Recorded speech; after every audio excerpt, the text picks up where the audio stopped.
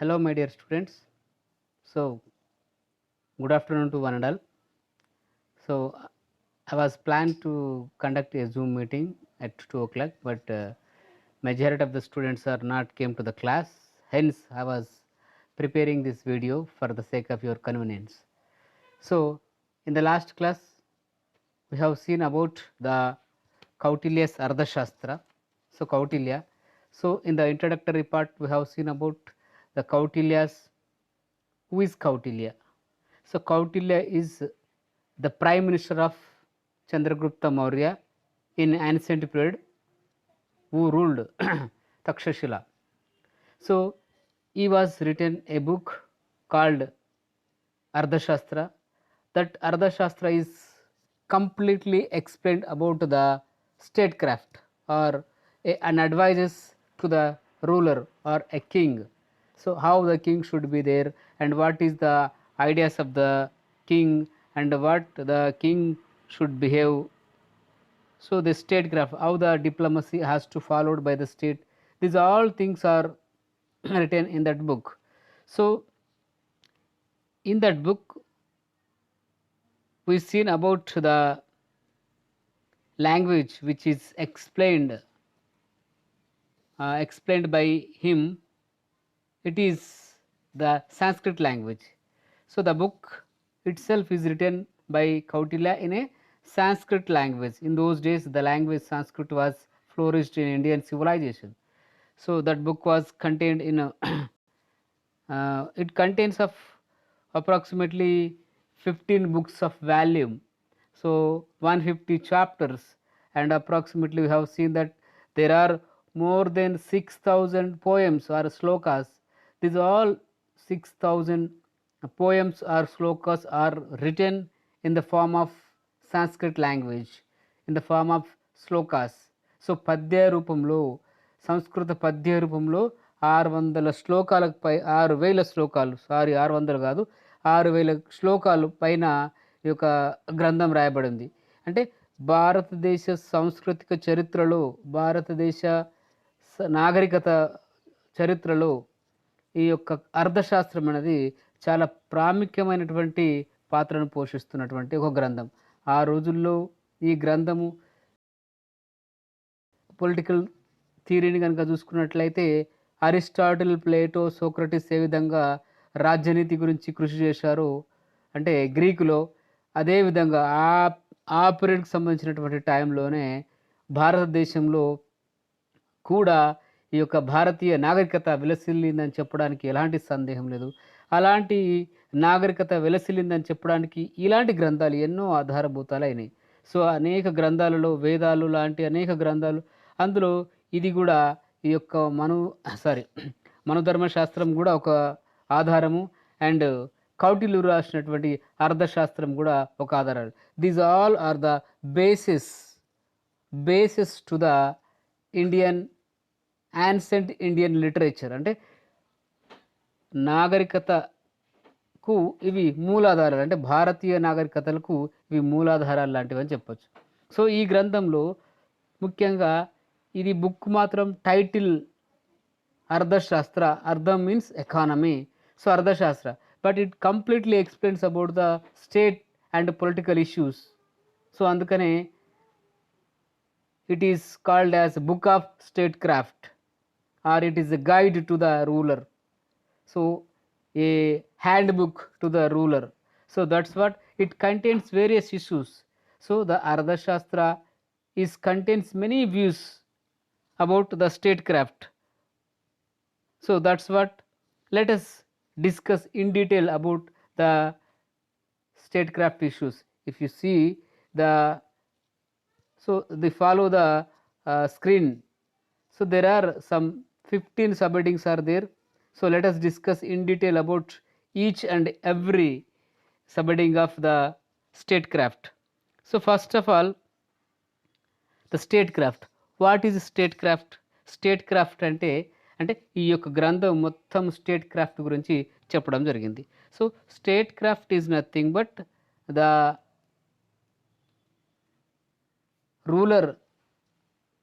ruler's manual, so ruler's guide, so ruler's hand paper like. So how the ruler should be there. So ఈ రోజుల్లో కనుక దీన్ని పోల్చుకుంటే ఒక రాజ్యాంగంతో పోల్చొచ్చు. ప్రస్తుతం మనం ఏ విధంగా రూల్ చేయాలి, ఏ విధమైన నియమ నిబంధనలు ఉండాలి, రాజ్యానికి ఏముంటాయి, ప్రజలకి ఏముంటాయి అనే ఒక నియమ నిబంధనల గ్రంథావళి రాజ్యాంగం మనకు ఇప్పుడు. సో ఆ రోజుల్లో రాజ్యాంగం యొక్క స్థానాన్ని ఆక్రమించినటువంటి బుక్కు ఈ యొక్క కౌటిల్యుని అర్థశాస్త్రం. ఈ యొక్క కౌటిల్యుని అర్థశాస్త్రము చాలా అంశాలను, అంటే రాజకీయ సంబంధమైనటువంటి అనేక అంశాలను ఈ యొక్క రాజుకు తెలియజేయడం జరిగింది. సో అందులో మొట్టమొదటి కనుక చూస్తే మనకు ఒకసారి చూడండి, మొట్టమొదటి సబడింగ్ కనుక చూస్తే, సో మోనార్కీ. మోనార్కీ అంటే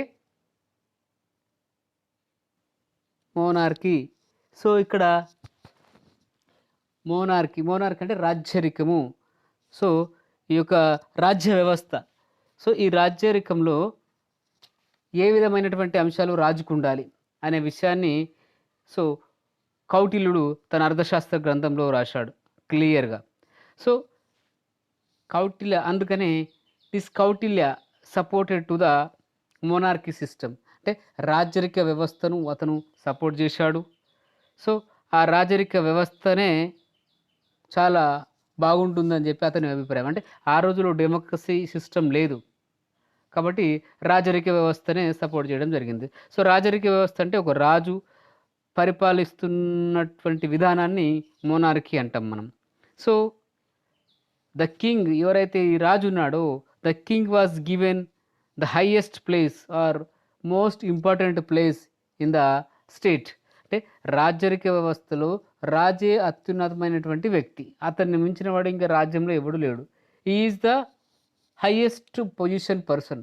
ఇప్పుడు డెమోక్రసీలో కనుక మనం చూసుకుంటే భారత రాష్ట్రపతి ఏ విధంగా అయితే మొట్టమొదటి వ్యక్తి, అంటే దేశ ప్రథమ పౌరుడు అని పిలుస్తామో, ఆ విధంగా ఆ రాజ్యానికి ప్రథమ పౌరుడు రాజు మాత్రమే అని చెప్పేసి కౌటిల్యుడు తన యొక్క స్టేట్ క్రాఫ్ట్లో మోనార్కీ గురించి చెప్పుకుంటూ వచ్చాడు.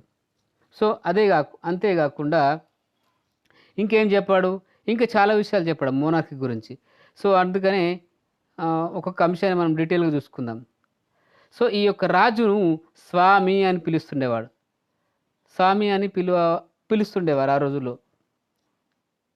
సో ఈ యొక్క స్వామి అంటే అయినా ఏ విధంగా ఈ రాజకీయ వ్యవస్థకు ఆత్మ లాంటి వాడు, ఈ is the soul of the political body.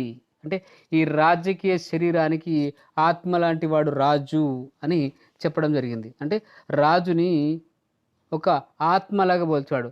ఈ యొక్క మొత్తం శరీరము, ఎంత పెద్ద శరీరమైనా ఆత్మ లేకపోతే వేస్ట్ కదా. అదేవిధంగా ఎంత పెద్ద రాజ్యమైనా రాజు అనే ఆత్మ లేకపోతే ఆ వ్యవస్థ వేస్టు అన్నట్టుగా రాజరిక వ్యవస్థ గురించి చాలా విపులంగా చెప్పడం జరిగింది. సో ఆ విధంగా చెప్తున్న క్రమంలో ద కింగ్, ఎవరైతే రూలర్ ఉన్నారో, the king has no absolute power. మరి ఆ రాజు ఉన్నాడు కాబట్టి ఆ రాజు ప్రథమ పౌరుడు, నో ప్రాబ్లం, అది రైట్. సో అతనికి అత్యున్నతమైన అధికారాలు ఉన్నాయి, ఓకే. కానీ అత్యున్నత అధికారాలు ఉన్నాయని చెప్పేసి తాను ఇష్టానుసారంగా ప్రజల్ని రూల్ చేసే రైట్ రాజుకు లేదు అనే విషయాన్ని చాలా క్లియర్గా చెప్పడం జరిగింది. సో ఈ was explained that the king doesn't have absolute power. Of course he has powers to rule the people, but he does not have absolute powers. So the king has to work according to the will and wish of the people. అంటే ప్రజల యొక్క విజ్ఞత మేరకే అతను పరిపాలించాలి. అధికారం ఉంది కదని చెప్పేసి అధికార దుర్వినియోగం చేయకుండా ప్రజలకు మేలు చేసే అధికారాన్ని వాడుతూ ప్రజలకు సక్రమమైనటువంటి పరిపాలన అందించాలి అని చెప్పేసి కౌటిల్యుడు చెప్పాడు. The king has to serve to the people. So రాజకీయ వ్యవస్థ అంటేనే ఒక సేవా రంగం. సో ఈ రోజుల్లో రాజకీయ వ్యవస్థ కూడా నామకే వాస్తే సేవా రంగం. కానీ డబ్బులు ఎవడైతే ఈజీ వేలో సంపాదించాలనుకుంటున్నారో వాళ్ళు రాజకీయాల్లోకి వస్తున్నారు. బట్ ఆ రోజుల్లో రాజకీయ వ్యవస్థ అంటే రాజరిక వ్యవస్థ వంశపారంపర్యంగా వచ్చేది. సో ఆ వంశపారంపర్యంగా వచ్చేటువంటి రాజరిక వ్యవస్థను అతను కొంతవరకు సపోర్ట్ చేశాడు. కొంతవరకు సపోర్ట్ చేసి ఆ యొక్క రాజు అనేటోడు చాలా నిస్వార్థంగా ఉండాలని, సో ప్రజలకు సేవ చేయాలని, అతనికి ఉన్నటువంటి అన్ని అవసరాలు ఏవైతున్నాయో తన వ్యక్తిగత అవసరాలను అవసరమైతే వదులుకోవాల్సి వస్తుంది అని చెప్పేసి చెప్పాడు. సో ఈ యొక్క తన వ్యక్తిగత అవసరాలను వదులుకొని ప్రజా సంక్షేమానికి పాటుపడాలి. అతడే నిజమైన రాజు. ఈ ఈజ్ ద రియల్ మోనార్క్ అనే విషయాన్ని చెప్పుకొచ్చాడు. సో ఆ సమయంలో తనకంటూ సొంత ఆస్తి ఉండకూడదు. తనకంటూ సొంత పెళ్ళాము పిల్లలు ఉండకూడదు. ఈ సొంత ఆస్తి, సొంత పెళ్ళాం పిల్లలు కనుక ఉంటే రాజు సక్రమంగా పరిపాలించలేడు. తన యొక్క ధనం పైన, తన యొక్క పిల్లల పైన ప్రేమ పెరుగుతుంది. ఆ వ్యక్తిగత ప్రేమ పెరగడం వల్ల రాజ్యాన్ని తక్కువ చూపు చూస్తాడు, తక్కువ టైం కేటాయిస్తాడు అనేది ఈ యొక్క కౌటిల్యుని యొక్క వాదన. అందుకనే అతను ఏం చెప్పాడంటే, రాజరిక వ్యవస్థను సపోర్ట్ చేశాడు. ఓకే, రాజరిక వ్యవస్థనే మంచిది, కానీ రాజు తన పరిధిలో ఉండాలి అనే విషయాన్ని చాలా క్లియర్గా చెప్పాడు. గుర్తుంచుకోండి. సో రాజుకు అధికారం ఉంది, కానీ తాను ఇష్టానుసారంగా వ్యవహరించే అధికారం మాత్రం లేదు. అతను ఒక సేవకుడుగా ఉండాలి ప్రజలకు. ఆ సేవ చేసుకుంటూ ప్రజా సంక్షేమ సంబంధమైనటువంటి కార్యక్రమాలు చేస్తూ ప్రజలకు సేవకుడిగా సేవ చేస్తూ ఉండాలనే విషయాన్ని చాలా క్లియర్గా చెప్పుకుంటూ వచ్చాడు. సో అంతేకాకుండా ఇంకొక అంశం చెప్పాడు. ఎవరైతే రూలర్ ఉంటాడో, రాజు ఉంటాడో, అతను అనేక రకాలైనటువంటి రాజుకు కొన్ని కొన్ని కొన్నిటిని దూరం చేసుకోవాలనే విషయాన్ని చెప్పాడు. సో ఒక రాజు అనేటోడు ఆ రాజ్యంలో ఉన్నటువంటి కొన్ని లక్షల మందికి, వేల మందికి, అంటే ఎంతమంది ఉంటారో వాళ్ళందరికీ ఆదర్శం రాజు. సో కాబట్టి అతను ఒక పర్ఫెక్ట్ వ్యక్తిగా ఉండాలి అన్న విషయాన్ని చాలా క్లియర్గా చెప్పాడు. So the king should avoid all kind of voices. So he has to follow the good things. He has to be a good citizen. So సమాజంలో ఉన్నటువంటి అనేక రకాలైన దుర్గుణాలు ఉంటాయి.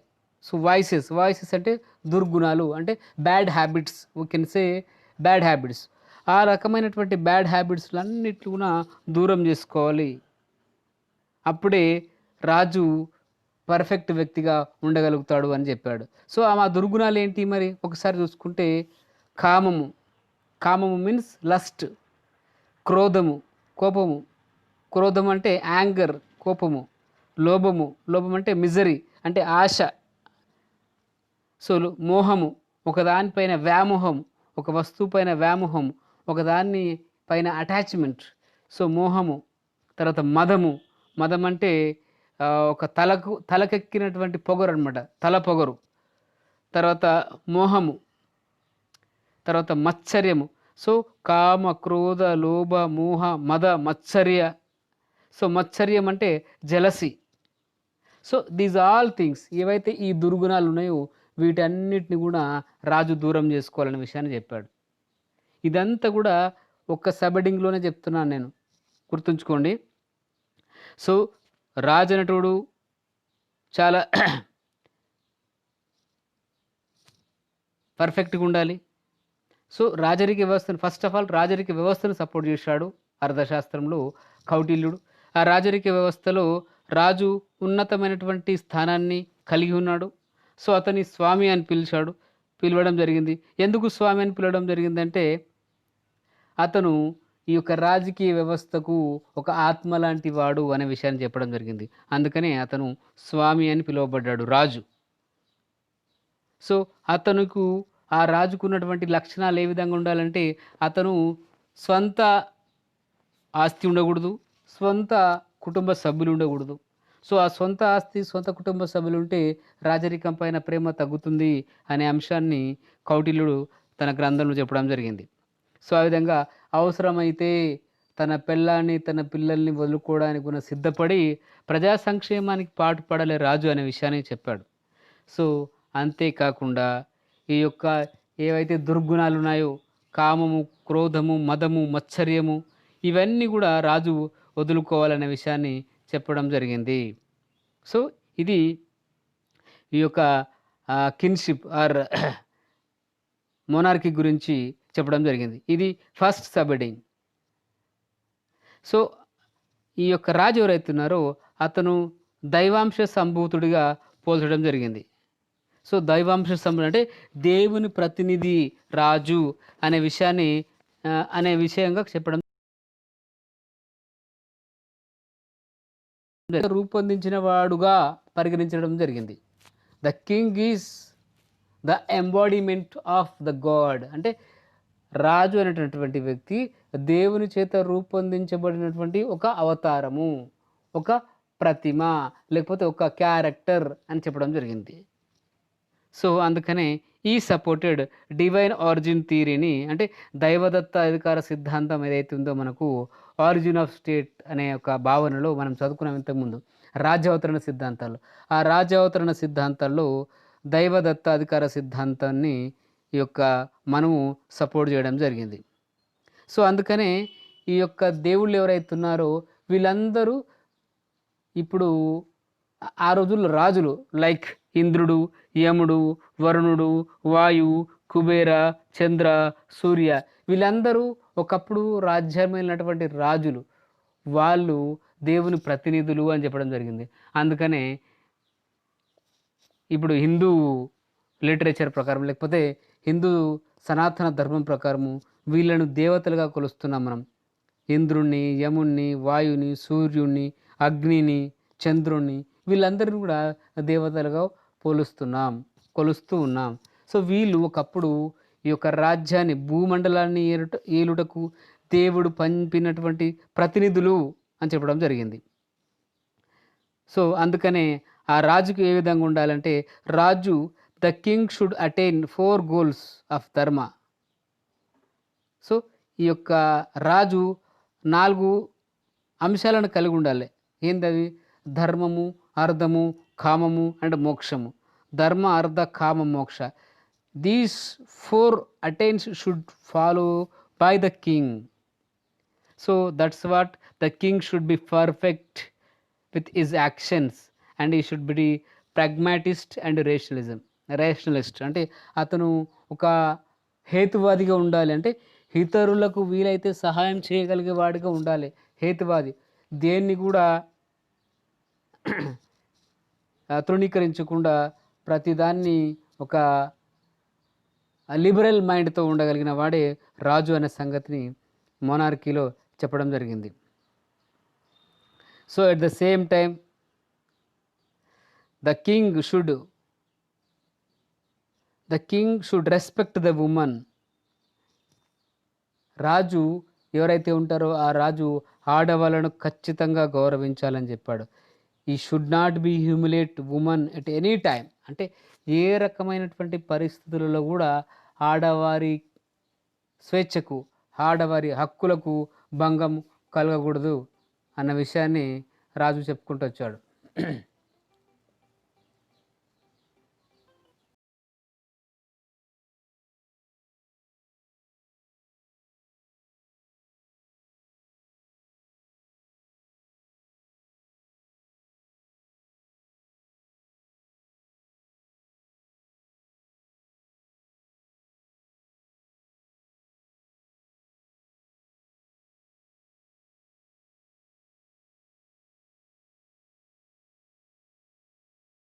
ఇక్కడ ఈ యొక్క రాజరిక వ్యవస్థలో, మోనార్కీలో రాజు చెప్పినటువంటి అంశాలు ఇన్ని. సో ఒక్కొక్క సబ్ హెడ్డింగ్ కింద చాలా అంశాలు చెప్పాడు, మీరు బాగా గుర్తుపెట్టుకోండి.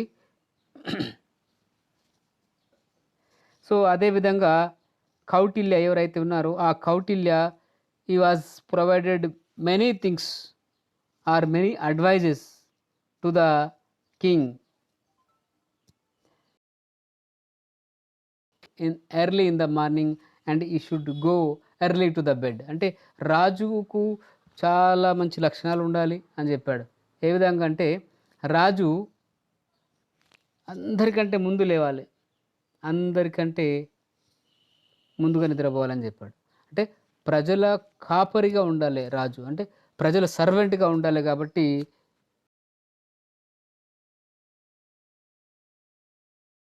ముందు లేచి అందరికంటే ముందుగా పడుకునే విధంగా, అంటే టైం వృధా చేయకూడదు అనేది దాని యొక్క ఉద్దేశం. అందుకనే రాజు తన యొక్క గ్రంథంలో ఈ విధంగా చెప్పుకుంటూ వచ్చాడు. కాబట్టి ఫస్ట్ది. ఇంక సెకండ్ సబ్ హెడ్డింగ్ కనుక మనం చూస్తే, సో ఒకసారి చూడండి సెకండ్ది, కౌన్సిల్ ఆఫ్ మినిస్టర్స్. సో ఇక్కడ council of ministers. So council of ministers అంటే ఏంది? కౌన్సిల్ ఆఫ్ మినిస్టర్స్ అంటే ఈ రోజుల్లో కనుక చూసుకుంటే మంత్రి మండలి, అంటే రాజు ఒక్కడే సక్రమైనటువంటి పరిపాలన అందించలేడు, అతనికి తోడుగా కౌన్సిల్ ఆఫ్ మినిస్టర్స్ మంత్రి మండలి ఉండాలి అని చెప్పాడు. సో ఇప్పుడున్నటువంటి మంత్రి మండలి అదే విధంగా ఉంది కదా. సో అందుకనే the king is supreme. Okay, king రాజే అత్యున్నతమైనటువంటి వ్యక్తి, కానీ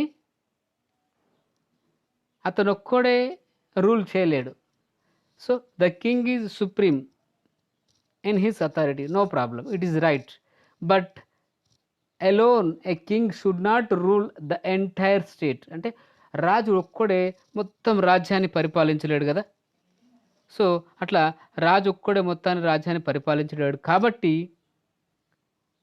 అందుకనే కౌన్సిల్ ఆఫ్ మినిస్టర్స్ మంత్రి మండలి ఉండాలి అనే విషయాన్ని చెప్పుకుంటూ వచ్చాడు.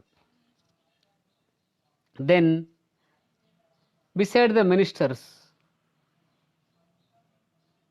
There must be many officials.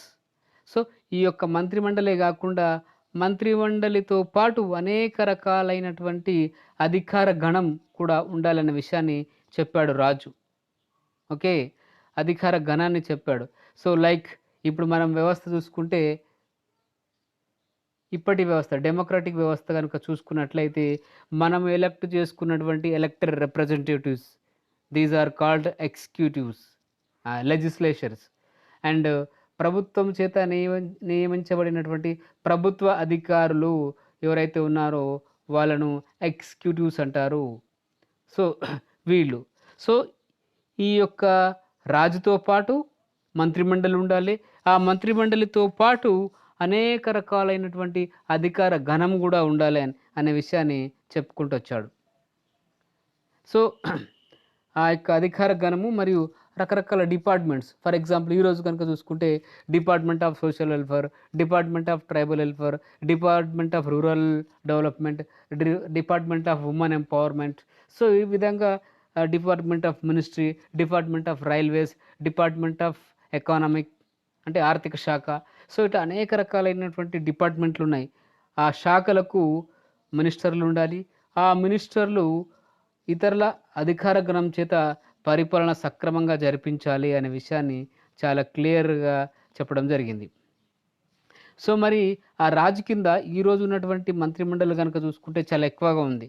కానీ అప్పట్లో మంత్రిమండలి కౌటిల్యుడు ఏం చెప్పాడంటే, the size of the ministers must and should not be more than the 4 ministers. అంటే 4 కంటే ఎక్కువ మినిస్టర్లు ఉండకూడదు, 4 కంటే ఎక్కువ మినిస్టర్లు ఉండకూడదు అనే విషయాన్ని చెప్పాడు. ఈ రోజుల్లో అనేక రకాలైనటువంటి డిపార్ట్మెంట్లు ఉన్నాయి, అనేక రకాల డిపార్ట్మెంట్లకు అనేక రకాలైనటువంటి మినిస్టర్స్ ఉన్నారు. ఇది democracy.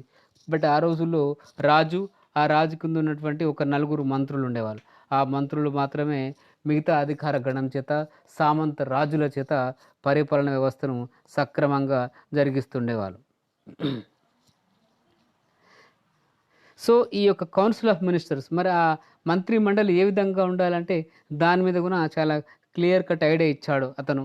So the council of ministers had offers certain qualities, goodness, honesty, sincerity, firmness, purity, intelligence, truthfulness, loyalty, wisdom and experience.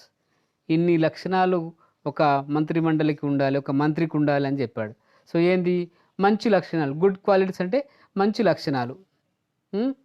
So అందులో దయాగల హృదయాలు ఉండాలి, హానెస్ట్ ఉండాలి, సేవా దృక్పథం ఉండాలి, సిన్సియారిటీ ఉండాలి, దృఢత్వం ఉండాలి, శుద్ధత ఉండాలి, తెలివి ఉండాలి, సత్యాన్ని పలకగలవారై ఉండాలి, ఆ తర్వాత విశ్వాసం గల వ్యక్తులై ఉండాలి, నాలెడ్జ్ పర్సన్ అయి ఉండాలి, మళ్ళీ వీటన్నిటితో పాటు రాజకీయ అనుభవం కలిగి కూడా ఉండాలి.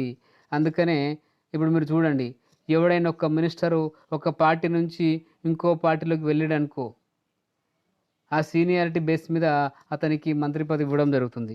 ఫర్ ఎగ్జాంపుల్ ఇప్పుడు మనం టీఆర్ఎస్ కనుక చూసుకున్నట్లయితే, టీఆర్ఎస్ పరిపాలన ఏర్పడిన తర్వాత సబితా ఇంద్రారెడ్డి గారు టీఆర్ఎస్ పార్టీలోకొచ్చారు.